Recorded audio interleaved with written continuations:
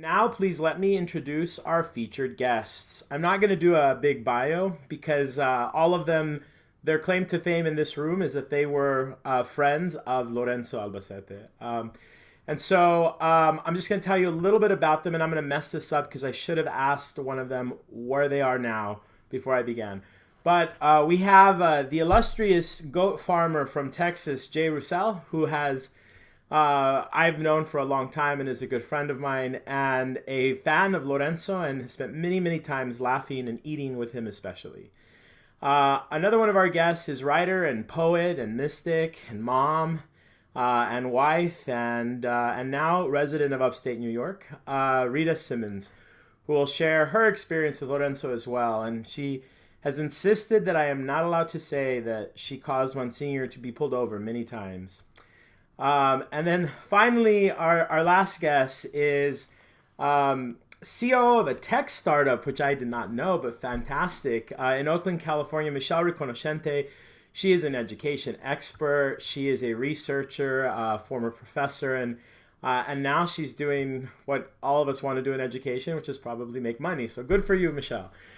So let's begin our episode and let's have a great time. I really encourage you to get ready to ask questions if you want to know more about Lorenzo or about the video, and really, especially if you have something that you want to share because you met him or knew him, we would love to hear that too. So I'm going to begin actually in Texas with my friend Jay Roussel, who's going to tell us. Jay, can you tell us a little bit about how you met Lorenzo? What was the context and how did you stick around? Yeah, and so I will kind of blend a little bit of how I first encountered the writings of Giussani and then Albacete, because they all kind of came at the same time. September 11th, Albacete, around that period, might have been that day, he was supposed to fly into Houston and do a presentation of one of Giussani's books, and we had to cancel that event, obviously.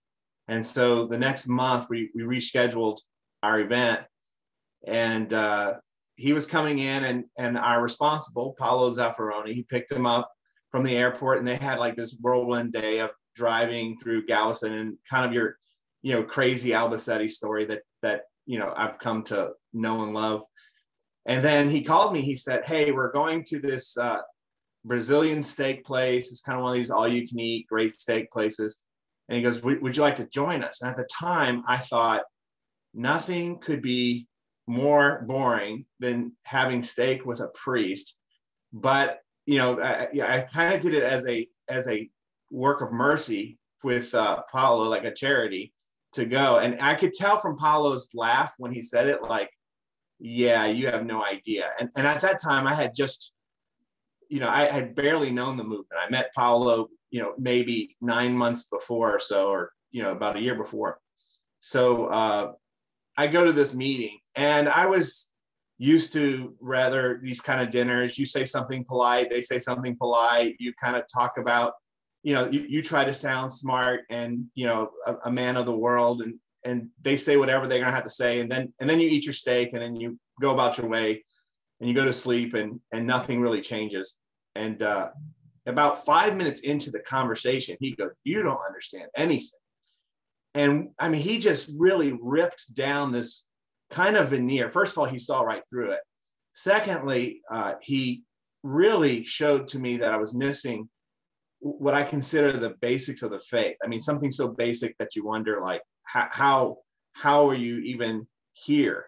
And it was a beautiful experience because I was exposed, but in a way that was very, like, beautiful. Like, now this is where I'm coming with my questions. This is what I've been looking for. This is a completely different experience. It was an all-you-can-eat place, and I don't think I ate like 10% of what I would normally eat because I was just enthralled with this man. And so I said to him before he's leaving, and I go to sleep very early, and it was like 9:30, and I said, "Hey, can we come and go with you to Paolo's apartment and then have some drinks or something just to spend more time with him?" And so Paolo and Monsignor agreed. And I came home at that time to my wife, and I went through the house, and our oldest daughter was about 9 months at the time. And so I walked into the house. I'm looking all over for him. I go into my daughter's room, and there's my wife. She's in pajamas, and she's putting our oldest daughter down into the bed. And I can see from the cheeks that she had just finished nursing. And this is like the ideal scenario of like, we're going to go to sleep now. And I was like, I need you to put some, pants on. Let's go. We're going to go meet Albacete. You got to meet this priest. And she was like, well, I'm going to sleep and we're done for the evening. I was like, no, you have to. And she's, no, I mean, we can wait another day. I said, no, I tell you, as your husband, I won't say this very often. I tell you as your husband, I said, let's please get in the car. We have to go meet this guy. And so she kind of looked at me like this strange look, like, wow, what has happened to you? So she grabs the baby and we go to Paolo's apartment and we spend the evening with Monsignor until about 2 or, even later, 2 in the morning at least. And it was beautiful. The stories and the fact that he would tell these mundane, funny stories that would have these profound points. It's just an incredible experience. And I went to sleep that night and I was a little worried. I was like, oh, hope I can wake up early and still, get to work and do all the things I need to do. And I woke up totally refreshed. And at that time, Paolo and I would speak nearly daily. And so he called me in the morning and he said something that probably was the single most important thing I had ever heard in my entire life. And Paolo said to me, I said, look, I've been friends with you for a year, going to school community. I knew the people of CL were very interesting, but the work was a little unapproachable for me. I had trouble with it. And I kind of looked at it like, oh, it's a tax for, being close to some very good people. And, but I said, man, I've been friends with you for a year. I really don't understand what I'm reading, but I will follow Albacete to the end of the earth. And then Paolo said the most important thing that changed my life. And he said, if you were so struck by this man, imagine the man that struck this man. And it was like such a reasonable thing. And that's when, for me personally, I started with Religious Sense. I started to really verify with my heart with a certain intensity that was probably very irritating to everyone who was around me.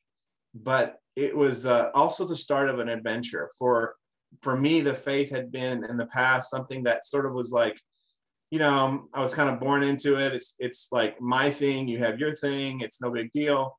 At that point, it became something that was, all encompassing, something that we really followed that made life make sense, made life in like a joy. I can't, it's hard to describe, but it changed, or hard to believe sometimes, but it changed my life entirely. And that's my Albacete introduction. Thank you, Jay. Thank you. I'm going to go to Michelle next. Michelle, the same kind of question, right? How did you get to meet Lorenzo, and then what developed from that? Absolutely. Well, it was a long time. It was 1997. And we had just had this presentation of the Religious Sense at the UN. And I had helped to organize that with Olivetta. And following that, it was, I think, around the time that Monsignor had become more closely involved in the movement in the US. And long story short, Giorgio asked me to help Olivetta basically be his personal assistant, right? And so that gave me, for those of you who do know, and maybe you just heard some of the stories, Monsignor is not, we're not talking about him for his organizational strengths. But I had this kind of special window into Monsignor's existence because we actually shared a fear of opening our mail. So just like I had worked through, he would show up with the paper bag full of bills that, went back however many months, and we had to sort them through and figure out, why this or this other service may be on the brink of being turned off. I say that because I think one of the things that has struck so many people about the experience with Monsignor is just how at ease, no matter what it was you had going on, you could feel safe with him. And I think it was partly because of his own awareness of his humanity. You know, he had this incredible kind of set of paradoxes of brilliance and insight and humor, and he was afraid to open his mail, right? And I think just I was thinking about a few of the pieces or the characteristics, because there's so much you can say about Monsignor. And of course, we all have our share of really funny stories. And at the same time, I would never want to kind of only tell those funny stories because there's so much more to him, right? And I have funny stories too, but so one more note on how I know Monsignor, which I think is relevant, is that I met him in 97, and in 98, I turned 50 this year, so you get a feel for just kind of, I was in my late 20s at the time. And just after I met him, I began to verify the vocation to Members Domini, which is like a lay commitment to Christ within the movement.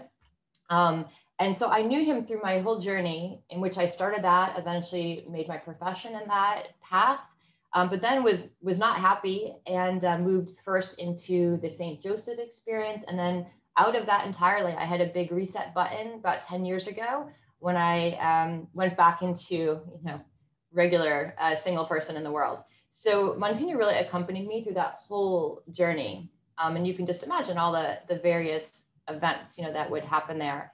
So just a couple notes then about Monsignor that I think to me were really striking. One is that despite all of his brilliance and amazing characteristics, I think you never had a sense that his ego was what mattered in the interaction, right? It was always about you. And I think even more so, it was like the sense that he was always on your side, no matter what it was, no matter what challenge you brought to him, you could always have the sense that he was on your side. And at the same time, he didn't make it easy per se, right? It's like we're all having struggles as we go through life, and he wasn't ever dismissive. He would, in a way, invite you to yourself, right? Invite you to live to, in a way, that sense you have when you know that you are making good choices for yourself. And in addition, we shared a love for Monty Python, you know, always referencing those sketches, sushi, poetry. And then at one point too, we were getting together monthly for talks on education. At the time, I was a grad student studying for my PhD in educational psychology. And I was running into all kinds of, you know, interesting conversations at school about the philosophy of learning and education and what it means to be educated. And we would get together every month. He would spend at least an hour just talking over these ideas. And once again, inviting me to understand, for example, Dewey. I could be very critical of these different philosophies, but he would always invite me to understand, well, where's he coming from? You know, let's start from the point that he's not crazy. He's not trying to be a horrible person. So what experience is he coming from that would lead him to say these things that, yeah, you might disagree with, but have in some way their own validity, so that you can then actually engage effectively, engage as a, you know, a peer and a friend. In a sense, that same idea of being on the same side of the table, or taking, you know, being on your side. So I have lots of stories as well, but I just thought I'd kind of highlight some of the things that stick with me, that I, you know, still call me today to that, you know, being my best self. No, thank you very much. I'm always struck by that, and it came across in the Albacete Show video. If you haven't seen it, I really encourage people. I'm going to take this time for a plug, right, to go watch the Albacete video at newyorkencounter.org. But you know, he had a lot of personal failure in his life, right? You mentioned the fear of opening mail, but he had a lot of really professional and personal events that were disasters. And so he wasn't scandalized by this in himself, and he certainly wasn't scandalized in those who were his friends, right? And in fact, sometimes I would even say, like, sometimes I felt like it was those personal failures that he loved about me, and helped me to love, right? And that was really incredible. Rita, you have a lot of experience with Lorenzo as well, friendship, and maybe even a little bit of that secretarial duty that Michelle was highlighting sometimes too, right? Can you share a little bit about your experience with Lorenzo, how you got to know him, and then how that continues today? Well, I met Monsignor probably around the same time Michelle did, I think. He was speaking at one of our events at NYU, and he was crunching potato chips into the microphone. And I obsessed. I mean, I was like, who is this man? You know, not in the like, who is this man, but like, who is this man? You know, and he just seemed so irreverent to me. You know, when he took the Lord's name in vain, and he smoked cigarettes constantly, and he had nicotine stains, you know, on his fingernails and dandruff on his collar and I just, you know, I was very, you know, curious, like what's the story with this guy, you know, like, and but it was undeniable that he was so funny and so smart, that you were just attracted to him, even in spite of, I mean, like I said, you know, I was such a very pious woman, you know, that I was very scandalized by a lot of his behavior, you know, and it took me a little bit to kind of get over that, you know, it wasn't automatic, you know, but I was in Members Domini, and this was like in the late 90s, mid to late 90s, and then the year 2000. So Monsignor started to become part of our house. He was like our visitor for our house meetings. And so I really got to know him very well. And he, you know, he was just so funny because he had no problem saying the things that everybody thought, you know, like we'd be reading these translations of, you know, Father Giussani, be like, why the hell does he have to repeat that over again? You know, like, and then he always, you know, he would always talk about how he, you know, he was, you know, what was the word he used? I can't remember now. But he would take like Father Giussani and make it, what was the word? Come on. Remember, he used to say it all the time. Okay, I can't remember, but anyway, he just kind of, you know, he would tell, like, you know, Giussani would talk about Dante, you know, and Monsignor Albacete would talk about West Side Story, you know, I mean, that was, I can't remember the word, sorry, the word's gone, but somebody's got to know that word. He said it all the time. But anyway, so then I started to really, you know, warm up to Monsignor, and we ended up becoming very good friends. And he accompanied me through a very difficult period of my life, when I actually had a nervous breakdown and ended up in a mental hospital. And I was there, and I remember I was in my room. You know, it was one of these, you know, places in Manhattan where they actually like lock the door behind you, and you're like, you know, my God. And so Monsignor came to visit me. But before he came, I met this young woman in my room. She was my roommate in the hospital. And, you know, she just came in. She was like probably 18, 19-year-old woman, young woman. And she just started telling me her story. And I was so upset, you know, she just told me these horrible things that she'd gone through. And all I said to her was, "Are you Catholic?" And she said, "Yeah, you know." And I said, "Well, I have a priest who's coming to visit me. Would you like to go to confession?" And she said, "Oh, okay." So Monsignor came in to visit, and I kind of met him at the door. And I said, when he saw me, he just laughed, you know, when he saw me standing there in my bedroom slippers, you know. And I said, "Monsignor," I said, "there's this woman here. She wants to go to confession. Can you hear her confession?" He says, "Of course," you know. So I left the room, and he went in, and then when he came out, he said to me, "The whole reason why you were in this hospital is so that that woman could have her confession heard." So, you know, I mean, and that was quite an experience, because I realized what Christ will go through for one soul, you know, because imagine how much I suffered having to go into a mental hospital, you know. But I was okay. I got out in like 3 days. I was fine. Back to business as usual, you know. But the problem was that, you know, I think part of my problem was that I wasn't following the wrong vocational path. And Monsignor also accompanied me through that. And as everybody knows, I ended up getting married to someone very different from me, Frank Simmons. And, Monsignor was the one that helped us in our pre-Cana because, Frank was not into the rules and regulations of the church. He didn't even want to go through pre-Cana. And the way that Monsignor befriended him, he made it so easy for Frank to accept, being married in the church. And they just loved each other. I mean, they agreed on they would gang up on me, and, they really, they just became such close friends, and they both had such great esteem for each other. And whenever we had a problem in our marriage, I could always call Monsignor and he always would help us, and in a very simple way, just by way of accompaniment. And then, as everybody also knows, I think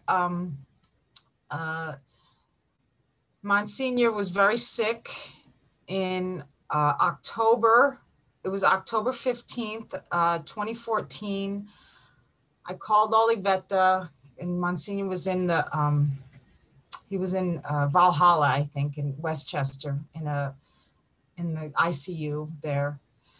And I asked her, I said, Frank and I, we want to come and see Monsignor. And she says, oh, please come, please come. He would love to see you both. And at that time, my husband was very, very sick also. But he wasn't as sick as Monsignor, but he had cancer, and he only lived 3 more months after Monsignor passed, so he was on oxygen, he was very frail, but Frank really wanted to go and see Monsignor. And like I said, it was October 15th. It was Father Giussani's birthday. And so we drove up, and I was very anxious. I was so anxious because I was like, Frank is going to like collapse, and like, I was like trying to help Frank, and I'm tangling his oxygen, and I'm, so we go into the hospital, and we see Olivetta, and she's like, go on in, and then I started to get really scared, like, Monsignor is going to die. I'm not going to be able to see him, and so I just ran. I like bolted in, like way ahead of Frank, and Frank was like following me, wheeling his, oxygen tank, and I get into the ICU, and I can't find Monsignor, and I'm just like looking around. I'm like, where are you? Where are you? And I'm looking, and this nurse points. He says he's there, and then I look, and I see this man who looks nothing like Monsignor. First, because he was so clean and shiny, like his head was had no hair on his head, but he was all clean. Like there wasn't a speck of dirt on him, but he was also very swollen.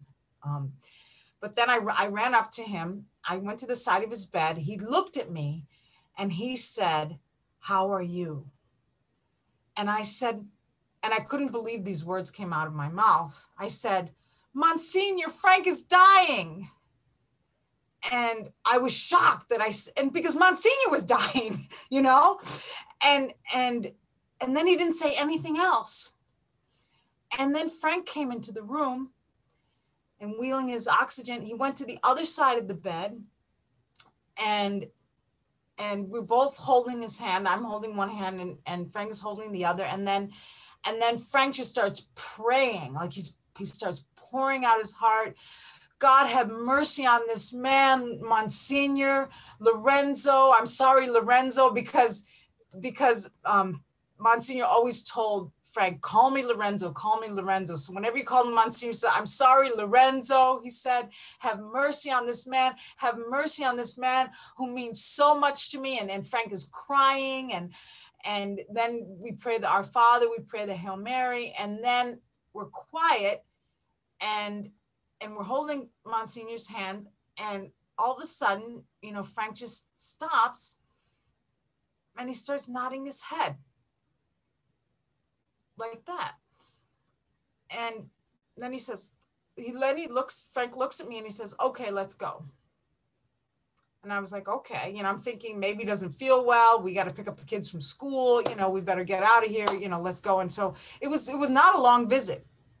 So we leave and we get in the car, and Frank said, Monsignor told me I have to go to confession. And I'm like, what? Monsignor didn't say anything. And they said, and then he got really adamant with me. No, Monsignor told me I have to go to confession. And I was like, oh, okay. And he said, you don't want to know what it was? I said, no, I don't want to know what it was. And he's like, something happened a long time ago. You know, he's like, just never remember to confess it, you know, whatever. I'm like, it's all right. Don't tell me. I don't want to know, you know. So we got home, and of course, you know, Frank went to confession, and, you know, but it was amazing because, like I said, Monsignor didn't say anything. The only thing he said was, how are you? That's it. You know, so, you know, Frank and Monsignor, they had a very close relationship, and they understood each other, and they could speak to each other in ways which I couldn't hear. And I think that was always true. That was always true, even when, you know, they communicated in a way that I couldn't understand, because they were so true, unscandalized, not held by any kind of conventions or codes or standards. And they had a great free, and you know, it's funny because when Monsignor passed and then when Frank passed, I mean, I lost within 3 months, you know, I lost two of the closest people in my life, you know, and it was very interesting because I felt like I got to know them better in some ways after they passed, because, you know, there were certain things about my personality, because I was rigid, because I was uptight, that I couldn't accept about them. You know, like I couldn't fully love and appreciate them as much as I do now, you know. And I thank them that they, you know, that even beyond the grave,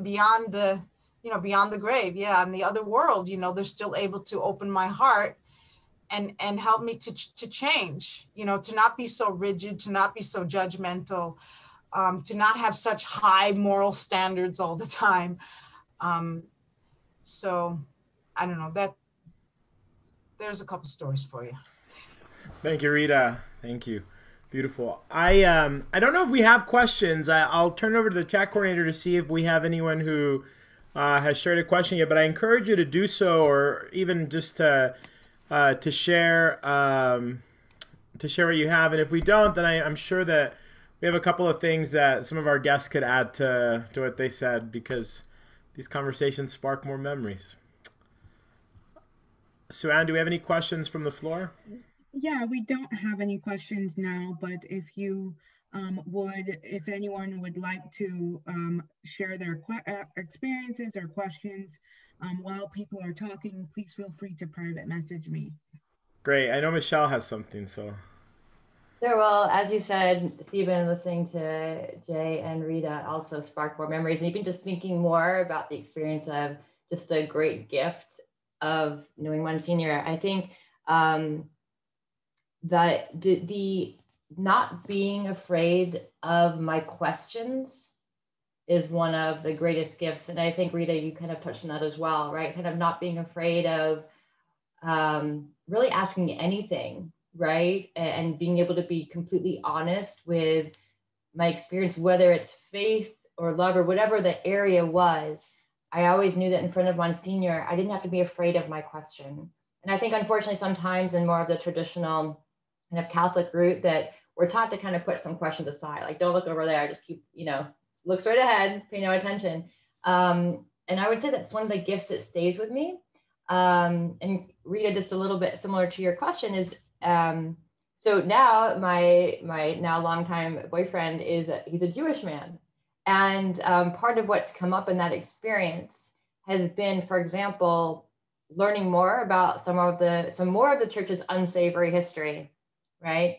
And initially I was really resistant to even look, right? To let him ask the question or let myself ask the question. I think part of what's helped me to be fully, you know, again, take my ego entirely out of it, take my ideas entirely out of it, and be open to looking, is one of the ways that Monsignor's presence continues. You know, I do have a little bit of like a small miracle story.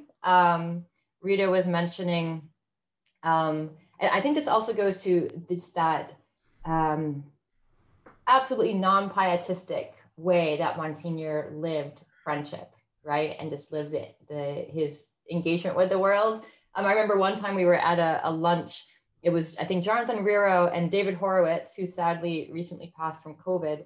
He was a musician, also Jewish, actually. And we were at lunch, and Horowitz, like, Monsignor smoked. And in this little deli, there was no smoking allowed. And Monsignor made a joke about how, you know, he was sure the church was against it, because it was kind of like contraception. You start something that you don't finish. So anyway, a little humorous story there from Monsignor. But when he was in the hospital, I was able to visit him. Actually just flew from California as soon as I realized he was there, so I could have a moment, you know, some moments with him. And I was able to be there in some of those moments that were the kind of pretty intense ones, you know, in those last couple weeks. And a lot of times it was just me and him kind of late at night. And I found myself just kind of, comforting him and calling him baby, you know, it's okay, baby. And I remember at one point the nurse, they must have had Mike, said, I'm not sure about the nature of your relationship, but anyway, but I found myself like being very free in that affection, and then later wondering if maybe I had made him uncomfortable. And it was kind of my only last lingering, oh gosh, I hope I didn't mess that up, you know, in his last moments. And a few months later, I got this little package from Olivetta. At one point, you know, a couple of years ago, he had been preparing a talk, and he needed his own book, and of course didn't have any copies of his own book handy. So he asked me to bring mine, the one that he had signed. And she had rediscovered this, because I, of course, never got it back, right? So she had rediscovered this and kind of cleaning up his things. And she sent it back to me. And I want to show you the inscription: to Michelle, baby. And I mean, it's just still moving to me that kind of his, you know, this even, you know, how somehow anticipating and just putting me at ease once again. So those are just a couple more reflections. If I could just say, you know, after watching the presentation last night on the relevance of the stars and thinking about Monsignor all morning, my question really, this, you know, question really comes to mind, and that is, like, Monsignor was a great provocation because he was always himself. He was never trying to be anybody but himself. And, you know, a number of people said it, you know, he was very free. He was very free. So my question is maybe, you know, how do we come to that, you know, that we can really be free to be who we are, you know, because it's always a struggle. You know, we have a culture that tells us, you know, you got to be like this, you got to be like that, you know, now I'm white privileged, you know, so I'm thinking, oh, I'm white privileged, you know, and, you know, there's so many voices that want to define us. So how is it that we overcome that, you know, because I mean, that's just something that I want to like throw out there, because it's very, very important to me. Like, I want to be that person, you know, I want to be like Frank, I want to be like Monsignor, but I am hemmed in by a lot of things. You know, I have a couple stories that I'll just add briefly, but one is we had a worker one time that lived we had a little trailer on the farm, and it was after college, and we have these type of transitional people that come in and work for a year or so. And one of the things he wrote about us as he left, he said, he goes, when you show Jay and Stacy reality, they don't look away, they go deeper. And that reminded me very much. I thought that was given, that ability to not be afraid of reality was given to us through our experience with Albacete, because we weren't afraid. When we would see something and it would look ugly, we would say, look away. And in a kind of a funnier point on that, you know, when he would come to Houston, he always claimed that we had promised him fried chicken. So, you know, he would, you know, you promised fried chicken. We have to get the best fried chicken. He had, you know, this very particular Southern fried chicken in mind. And so one day he made a comment. He goes, you have to be able to, he said something more or less connecting your desire for chicken to a desire for Christ. And at first we all laughed, like, you know, this is ridiculous. And he goes, you guys are guilty of dualism. And we didn't know if he was joking. But as he got into it, the one thing he made very clear is, if God gave me this desire, let me go deeper in that. It must, like, God gave me this desire, where is it going to lead? And I cannot eat fried chicken without not thinking about Christ. And that's just a beautiful gift. Yeah. The fried chicken. There, we do have a question. If the chat moderator could unmute Rachel McKernan. Rachel, please. Okay, so yeah, I met Albacete, I think sorry, sometimes my computer is a terrible connection, so if I cut out, I apologize. I met Albacete, I think in 2006 at a crew vacation, and was wonderful because he was so disgusting, but I felt so loved. You know, with his smoking, or like Rita was saying, like the amount of food on his shirt, like it was just very unappetizing. But it's always struck me how somehow that man made drawing towards the great things in life much easier. And kind of, I think, Rita, you were saying, like, how do we become free like that? But I was thinking in particular about confession, because it's something that I've been, with some friends, we help some kids who are making their confirmation to prepare for that. And we were talking about confession with them and saying, like, it's something difficult. And I realized, like, for myself, it's something I find really difficult to do. And I don't have great sins to confess. It's just like, there's a real big hesitancy, you know? Sometimes it's like, oh, I should go. And then I just won't go. And so I was thinking about, you know, like 10 years ago, Albacete used to write the final page on traces. And one of them was about his first confession that he ever gave as a priest. And this guy came into the confession. He said, like, he was super nervous. To the confessional, sorry. He said he was super nervous. And he said, like, I have some crazy things to tell you. And Albacete said, like, that won't be so hard to hear. Like, this is my first confession. And the man laughed. And I've heard other people speak about their experience of confessing with him. And it always struck me as, like, that he was somebody who made drawing towards, like, those more difficult sacraments somewhat easier, or less of a fearful experience. And so my question is, if anyone can speak to that, either, you know, their experience of confessing with him. Obviously I don't need to hear your sins, but just what it was like to have, like, such a human person on the other end. I think that's the best way I can formulate it. So yeah, I'd like to hear more about that if possible. Thank you. Michelle, go ahead. And I know that Camila was in the room earlier. She has a great story too. Yeah, you know, I think I agree. And I have personally had that experience, and I have close friends who've had that experience. And I think I'm not alone in probably having confessed things I just never said to any other priest or person that I was free to say to Monsignor. And he said a number of, like, I think there were some things he said and did that made that, again, that sense that he was 100% on your side. So no matter what, like, beep, crap, you know, you were going to show up with, he was going to be okay with it. And I think one important thing, and I think it's something we can all carry with us, is that he said he never heard a sin confessed that he didn't find some trace of in himself. Yeah. Right? He could not, there was never anything he heard that he could in some way imagine himself also doing.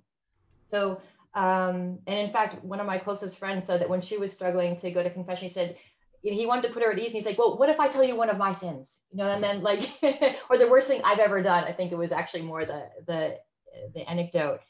And just this idea that, you know, and I think it's true for all of us, you know, it's so easy to look out and think, okay, well, these are these things that I will do, but those other things I won't. And Rachel, I don't know if it's exactly an answer to your question, because it's maybe more about the way we engage with others, but maybe just knowing that you aren't alone, right? And importantly, that I think why was Monsignor so free? It's because he did have this profound trust. And it's a trust that comes out of asking the question and repeatedly finding kind of sustenance in the answer, right? Doing that constantly. So it's sort of that paradox of, if you keep engaging in the work, then you layer on that confidence, that trust in the goodness of what's behind all this, so that you can then be free to be yourself, because you don't enter it in fear. You enter it maybe with some not knowing, but knowing that there's goodness. So I think that's, you know, what he grew in himself and was able then to invite us into. Thank you, Michelle. Thank you, Jay. Thank you, Rita.